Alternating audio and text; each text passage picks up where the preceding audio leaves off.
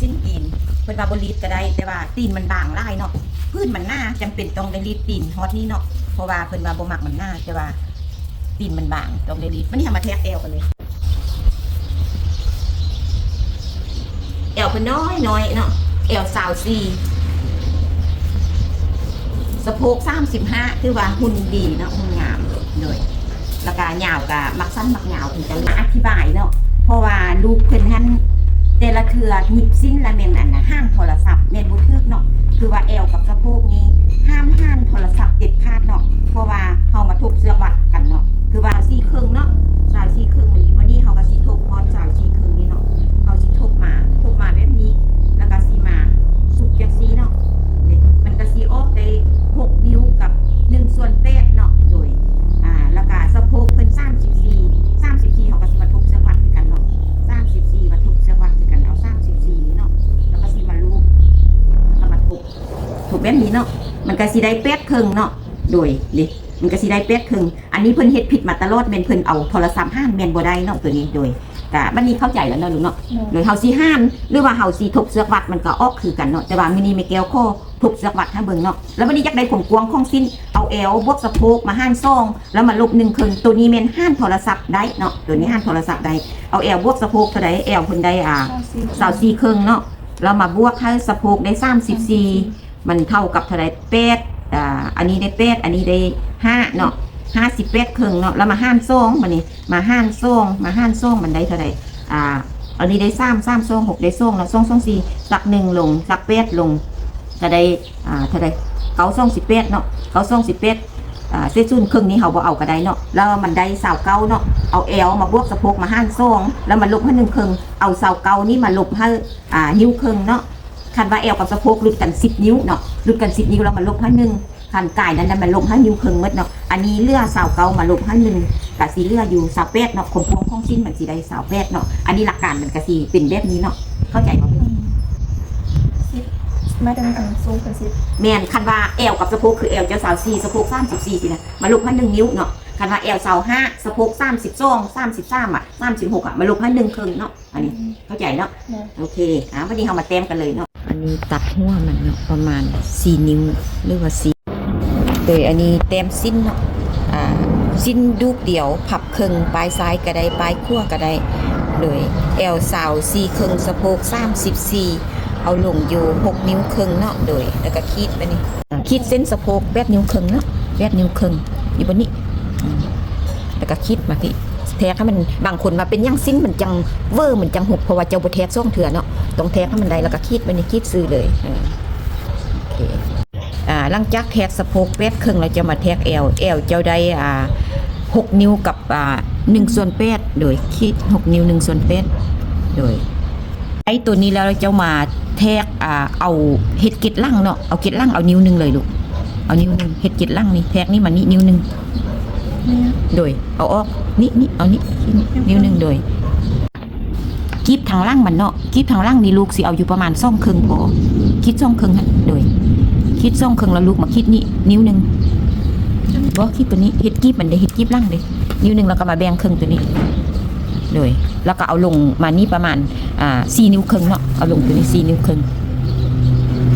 กลาง4นิ้วครึ่งโดยอันน่ะเอาตัวนี้ออกนิ้วนึงมาใส่เห็ดกิ๊บล่างเนาะบัดนี้ตัวนี้มันนี่มันเลือดเท่าใดเลือดนิ้วครึ่งเนาะเจ้าก็เอามาพี่นิ้วครึ่งพอดีเป็น3นิ้วคิดบน3นิ้วนี้โดยแล้วมากงบ่นี่เพราะว่าเอวเราน้อยเนาะมันก็เลยว่าเลือดไล่โดยกงมาฮอดพี่ทั้ง2เบื้องเลยได้ตัวนี้แล้วเนาะวันนี้ยักได้เกล็ดหน้าเจ้ามาแทกนี่มา5นี้มันได้เท่าไหร่3นิ้วครึ่งแม่นบ่โดย3นิ้วครึ่งเจ้าก็มาแทกนี่มันนี่3นิ้วครึ่ง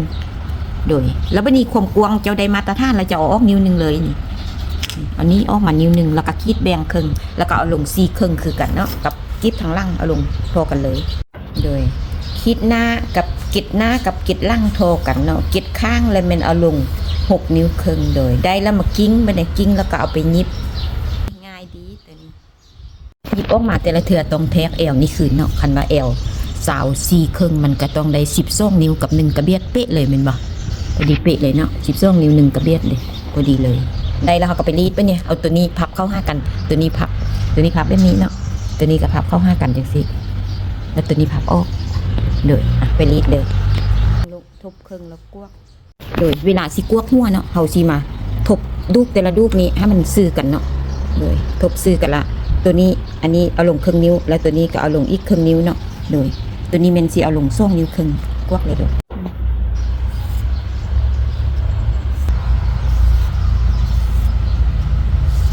ตัวนี้เนาะเอาขึ้นอีกประมาณครึ่งนิ้วแล้วก็ตัดออกเนาะตัดฝากนี้ออกเลือกให้มันเลือกครึ่งนิ้วแล้วก็มากิ้งเนาะกิ้งเนาะเฮาแต่ละลูกนี้บ่ให้มันติ่งกันเนาะลูกเพ่งบ่ให้มันติ่งกันแล้วก็คีดตัวนี้กับคีดตัวนี้เนาะให้มันเสมอกัน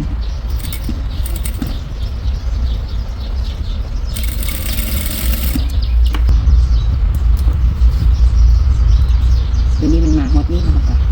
อันนี้บ่ฮอตเนาะมันมีน้อยเฮาก็กายตัวนี้ได้เลยต้องคิดให้มันฮอตมาฮอตนี่แล้วเฮาก็ตัดตัวนี้ออกเนาะบ่ต้องจงไว้ไล่เพราะว่าคันจงไว้ไล่หัวสิ้นมันสิลังมันสิดึงกันลังกันเนาะเราก็สิหยิบกายแบบนี้เลย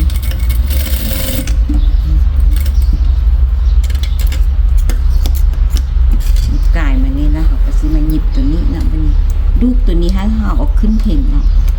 ลูกตัวนี้เฮาสิเอาขึ้นเพ่งคันผิดน้อยนึงแล้วมันผิดไปหมดเนาะหัวสิ้นมันสิเบี้ยวมันสิหลังไปเบิดต้องพับให้มันซื่อๆตัวนี้ตัวหยิบทำอิฐนี้เฮาบ่ท่าอันน่ะกลับไปกลับมาเถื่อเนาะว่าเถื่อเฮาได้มางมันเฮาต้องหยิบไปเลยก่อนเนาะเฮาบ่เฮากลับไปกลับมาได้ต้องแทกหัวนี่เนาะนี่มานี่ให้มันได้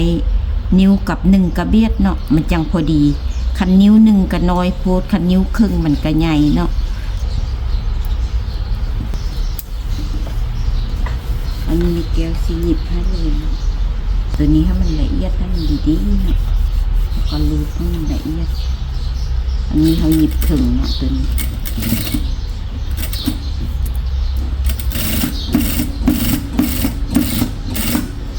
เป็นซีเมนต์พอดีขึ้นถ้ามันเลือกถ้ามันหู้แล้วมันเขาหัวบ่ได้หัวบ่พอดีลองนะ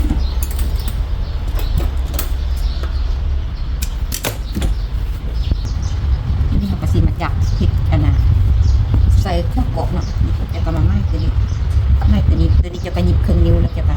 อันนี้ใส่ข้อนี้เนาะแล้วข้อน้อยจะกระจับมาที่จับมาให้มันเรียบๆดึงแล้วมันเข่งๆเนาะดึงแล้วมันเข่งๆไปนี่มันจะมาไม้นี่แล้วจะอันนี้หยิบข้อผู้อันนี้ข้อเมนี่จะเอาห่างออกจากนี่ประมาณ1 กระเบียดเวลาเกาะเวลาเขาเกาะมันจังเกาะดีจังมาโจเนาะแต่เบิดเรียบร้อยเป็นอะไรอันนี้สิ้นน้องสาวเพิ่นเนาะน้องสาวแอวเพิ่นใหญ่กว่าเพิ่นน้อยนึงอันนี้เพิ่นแอว24สะโพก35แต่ว่าออกมากระเป๊ะคือกันเนาะดิมันสิเรียบแบบนี้เลยสิ้นนี้แม่นสิ้นจีนเนาะแต่ว่าออกมาตัดแล้วก็งามเป็นอะไรท่ามความรู้สึกเด้ใส่แล้วพอดีเป๊ะเลยแล้วการเหียนได้เป็นอะไรยากง่ายใส่วิธีไหนเข้าใจง่ายก่อนใส่วิธีนี้เข้าใจง่ายก่อนโดยบัดนี้โบตรงไปห้ามทางโทรศัพท์เด้อเพราะว่าห้ามทางโทรศัพท์มันสิผิดหมดเนาะแอวกับสะโพกแม่นห้ามโทรศัพท์เด็ดขาดเนาะโอเคมีได้เอาไปต่อยอดอีกเนาะลูกเนาะโชคดีเด้อโอเคนี่ยังก็กินน้ำกันโหล่ำกระหอกใส่เห็ดโผใส่หมูปลากินข้าวยำไม่แก้วเนาะ